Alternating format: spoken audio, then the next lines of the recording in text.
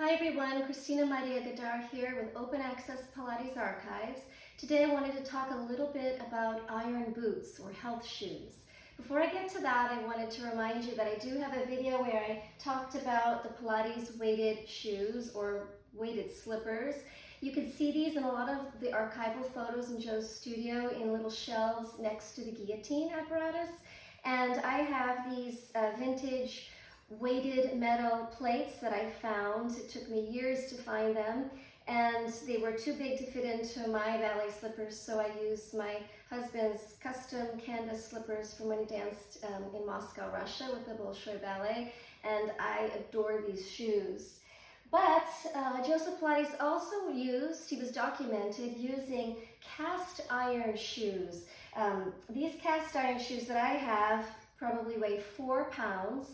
And he is documented in a chart, and it's called Pilates Cinderella Slipper of 1934. And he's wearing them underneath his sneakers with the straps securing them around his feet.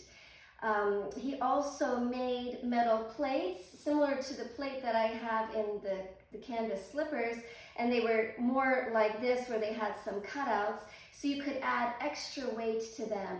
These are kind of interesting though, because you can add weight by putting extra weights on these little mini barbells that thread through, and they're obviously not something that you would use for the Pilates mat work. These barbells, I guess you'd call them, would get in the way, but you could put as many discs as you want here to make them even heavier.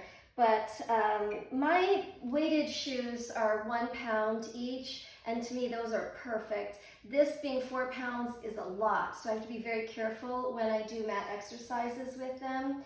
I do have some videos that I filmed, so I will share some of the interesting exercises that I noticed. It was the mat work, but there were some little differences that I picked up on, so those will be coming up soon, so stay tuned.